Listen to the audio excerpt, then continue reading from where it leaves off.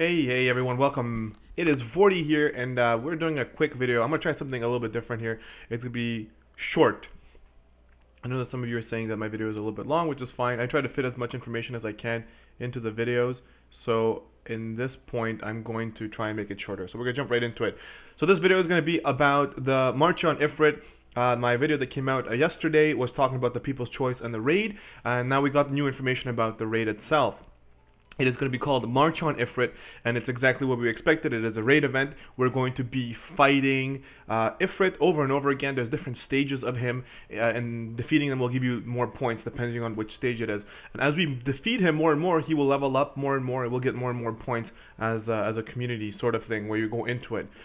Okay, so it says here, March on Ifrit, collect 11 points to obtain completion rewards. There's a little bit of a story here. It's actually pretty cool because it kind of tells you a little bit of history about Ifrit. I will let you read that at your own leisure because it is kind of giving you a little bit of a background, especially if you didn't play Final Fantasy XIV. It kind of tells you his lore. Alright, the event period is from Friday the 17th till Friday the 31st. So, sorry, Thursday till Friday. And it's going to be about 2 weeks long, which is pretty good. So the way the event works is, if you were here for the Christmas event, it's exactly like that. You are given 5 orbs, and you can use those orbs to do the event. They refill 1 orb every hour, I believe it is. It should be 1 hour. Yeah, every orb should be 1 hour, if I remember correctly. And you can refill it using lapis if you really, really want to. My advice is not to. Because there was never a need. I mean, if you see after the first week that it's slow for you and you want to do lapis, then go for it. But I'm telling you, from my experience from all the events, I haven't had to use lapis ever to refill it on the Japanese version, and I've always gotten all the characters. Now, granted, if you want to get more of the characters and more of the materials, then yeah, you might want to have to use lapis to refill it. So that's how that works. It says here, Ifrit, Lord of Inferno, will appear in the dimensional vortex during the event period. Essentially what's going to happen is you're going to see it at the front screen there where our vortex is. You click and you can be able to start it. It'll give you the little orbs that look just like that. It'll look exactly like this. You just click on this little banner to get into it. Inflict damage on the raid boss to reduce its maximum hit points. The raid boss's hit points is shared along all participants, which is exactly what I said earlier. It is server-wide, like everybody can do it. We're all fighting together to damage his life to 0. At that point, he levels up. There's a set of time limit in which you must defeat the raid boss that is set by its level. There you go. If you are able to defeat the boss within the time limit, it will reappear having grown a level stronger. So we just keep beating this bad boy down until we just destroy him, and when he dies, he will level up. You do it again, and from my experiences, every time he levels up, you end up getting a little bit more points. Which is really cool. The raid boss has a chance to resist breaks. Okay, so he's not fully, immune to breaks, but he can resist them as well, which is no problem. At the start, you guys will notice it's very, very easy to do. He just falls like a piece of paper. But then as he gets to like level 17 and 20 and higher, it becomes a little bit more complicated. So it says collect Ifrit coins and event points. Depending on your battle result, you can receive event points and Ifrit raid coins to use in the raid summon. Cool, we know that. Bonuses will be given depending on the level of the raid boss defeated. So there you go. So the stronger the boss, the more points you get. Perfect. So everything stays the same. And then it tells you you're going to get various rewards, which is kind of what I hinted upon in the previous video. There's going to be a bunch of different rewards you're going to get. So the way it is in Japan is that you will have your own rewards. There's going to be a button that looks like, hang on, we'll have to go through all this. It looks like this. When you click on the raid, in the top right corner, you're going to have this called achievement status. When you click on that, it's going to give you your personal completion, like how close you are to your next reward and what reward it is. Plus, it's going to give you like a global one, like where do you sit in the global rankings. And then you will know exactly which reward you're getting at what time. It says here, get various rewards. There are rewards that can be received individually based on either how many event points a player collects or from raid summons. So you will defeat them, get some points, you will get some rewards. Plus you will get those Ifrit coins, which you can use on a specific banner, which will also pull, you either get a character or some items and stuff like that. So it's a mixed batch summon. It's a very interesting summoning system if you haven't been around for any of the raids in the Japanese version. Okay, raid summons can be performed using the Ifrit coins.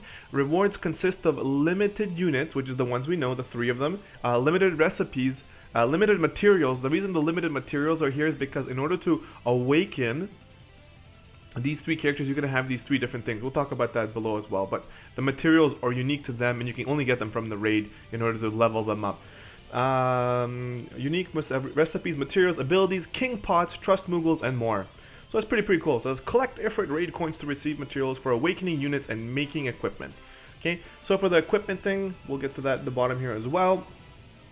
So for global rankings, now the person who's ranked first is going to get 4 trust moogles and 10 summoning tickets, and then the rewards kind of get smaller and smaller as you progress down the ranks. So rank 2 will get 3, then 9, then 2, then 8, etc, etc. And then in the top 100, it just plummets. You don't get any trust moogles. You just get summoning tickets. So my advice is, unless you're a big whale and you really want to waste a lot of money and points to try to get to the first rank, it's not going to be worth it. It never is. So trying to get into like any of these here, like in the top 10, like 10,000 plus, it doesn't really matter. Even the people who are 150,000 plus, you still get 100 lapis, which is whatever. But in the end, I don't know how much you want to grind this ladder. I'm not going to grind it. I really don't care. If I get in the top whatever, I really don't care. Because the top 100 is still going to be very difficult. That's where all the whales are going to be, and people who want to be ranked, they want their name to be up there, and they're going to waste more lapis to be in this top 100 than they're going to be like how much their rewards are. Because you got to think about it. One summoning ticket is worth approximately 500 lapis, right? So you got to look at it. If you waste 2,000 lapis, let's say you waste 5,000 lapis to be in the top 100. It's okay, but I don't think you're going to need 5,000. You're going to need more than that to get into the top 100. Anyway, so that's that. That's the global reward that's going to be happening in the back. So all of these units that we're getting, these 3 exclusive units, you're going to be getting exclusive equipment from them that you're going to be only like able to craft through recipes. These recipes you get by achieving your personal goals. You have to get your personal points up there to unlock these recipes, and you're going to get them. They shouldn't be too difficult. As if you do it every time, like every time you, let's say you start the match, you get your 5 things in an hour, you keep coming back every hour, making sure you should be able to get all of the points. Okay, so it says here, for Yashtola, she's got some exclusive materials which are pretty good, or exclusive, equipment rather. She's got, a rod, oh sorry, it's a staff. The staff is called a Budding Maple Wand. Attack 12, Magic 30, and Spirit 68, and she also gets hit points and MP plus 10%. That is whack. It's a really good item for a healer. It's perfect for her. This item is not one of those items that you're like, really? Like, come on. You gave him an item that's like barely even useful to the character you're using. So this is a good item for her. Same thing with her armor. Her armor is called Scion Conjurer's Dalmatica, or Dalmatica. Defense 38, Spirit 45, hit points and MP 10%. Again, another very good item for this character. It's just going to make her even better. Same thing with her accessory. She gets Defense 5, Spirit 10, and then hit points and MP plus 5%. Again, really hitting on those things you really want on your healer, making her even more appealing to new players and to free-to-play players, because this character, in my opinion, is better than Luca and is really close to Refia. She does get innated dual cast, which means that you don't have to farm Ludmill to have double cast. She has Curaja already. The thing she's missing is full raise. Other than that, she's got everything else. Not saying that Luca now becomes useless. No, Luca has some interesting abilities as well. Same thing as Refia. I'm gonna put all these 3 healers up in the top together. They're gonna be really well, doing really well together, and they're gonna be situational. So having all 3 of those guys leveled up, and by the 3 I mean Refia, Luca, and Yashtola, having them leveled up to 100 is probably going to be a smart idea. And then depending when you need which one, you can use them, right? They're going to be able to help you out. Now we got Minfilia. Her exclusive gear is so-so, I don't know, because she's a green mage, right? In my opinion, she's not really going to be a damage dealer. The fact that they gave her a sword was like meh, but anyways, at least the sword gives her stats everywhere. So her sword is called Cobalt Winglet. Gives her attack 28, which is meh, defense 20, which is actually pretty good, spirit 20, which is really good, and then hit points and MP plus 10%. That is fantastic for a free item that you can just craft. Fantastic, and it's gonna go right into her thing because she can use it. It's fantastic. She gets Antecedent's Attire, which gives you 28 defense, 35 spirit, and again, hit points and MP plus 10%. Like, so good for a support unit. This is going to be fantastic. Giving her that extra defense and extra resistance from her spirit is going to be fantastic. And her accessory is called Meteor Survivor Ring. Gives her 10 defense and then hit points and MP plus 5%, which is pretty good as well. It's kind of the same thing as the boots up here, but they're good. I think I forgot to call out these names. Scion Conjurer's Patents. So again, Mephilia is going to be a support unit. She's going to be rivaling Maria. Obviously, Maria's stats are a little bit stronger because she's a 5-star base unit. But I personally prefer Mephilia over Maria because she's free. And the only thing I don't think she has is dual cast, which Maria does. So you're going to have to put dual cast on her to make her a little bit more effective. However, she does get dark and light resist all by 70%, which is fantastic. And then the last dude here, Thancred's exclusive equipment is going to be Ulda's Fallion, which is attack 70, which is really good, defense and hit points plus 10%, which is really good, because remember, he's kind of like a mini tank. In my opinion, he's like a mini tank. Like, you can use him to tank for you. His stats overall are like, they're kind of poo-poo, but with the boost that he gets from his gear, he might actually become a little bit viable, especially for new players and free-to-play players.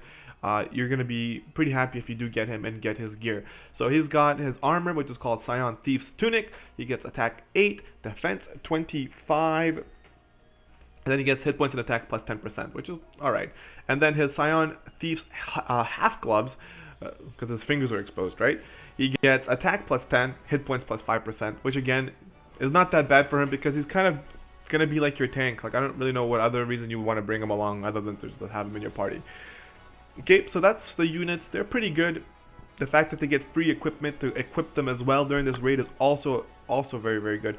The only thing that's different here from the Japanese versions is the equipment. Normally, you can equip on anyone, and I think that these are, as they say here, exclusive equipment to these characters, which I suppose is okay because it's our first raid. It's not bad, but eventually in the future we should be getting, so these equipment is going to be usable by all characters. It's not going to be just for the event characters. Okay, so that's okay. And then the materials I was telling you about, in order to awaken them further, you're going to need your current materia or current awakening materials, plus you're going to need some of these to awaken them as well.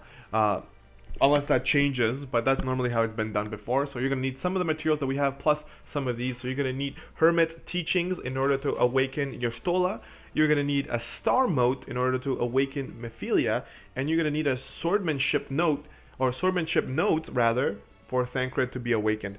And then again, as I mentioned before, participating in the raid event, and you can also take a look at where the life is for Ifrit and where you are in your personal rankings and global rankings by clicking on an icon that looks like this. It says achievement status.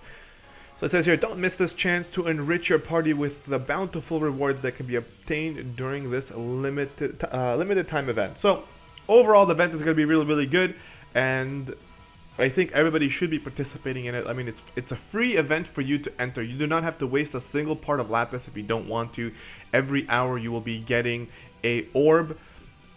It is the same orbing system as we already have, which is done for Arena and is done for the Colosseum. It's the same style. You get 5 orbs and you just go in there and beat the crap out of them. So just remember, the higher the level, the more points you will get. And there's also, like, I think, like 4 or 5 rankings that you can choose from that make it more difficult for you as a player to defeat. So if you're always fighting the highest level you have, plus the highest level as a global unit, you're going to be getting the most points. And I think, if I remember correctly, unless they changed it, it's like 1,000 points equals 1 10 plus 1 summon or whatever. Like an 11 summon, so 1,000 points. That's normally how it is in Japan. So if they continue to take that over, it's going to be like that as well. All right, cool. So I think I got everything covered here. I was talking as fast as I possibly can to try and fit this to make it shorter so that people are happy and make sure that it's a smaller video for you guys. So if you guys did enjoy that, if you do like this kind of style video where it's just like get all the information out there, then please let me know in the comment section below what you think. I had to drink like 4 cups of coffee to get up to speed to make sure I can get everything in.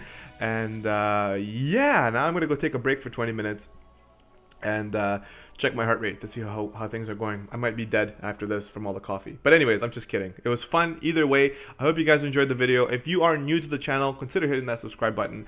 And either way, you should definitely smash that like button if you found this informative. And definitely stick around to the channel, as I will be doing this raid the second it comes out. And I will be giving you guys any tips or tricks that I can figure out to make it easier for you to defeat this. And we will definitely go over all the rewards once we see what they are and the points. And we can maybe talk a little bit about if it's achievable or not. Perfect. Thank you so much for sticking around. This is Vortie. I will see you in the next video. I'm out of here. Peace.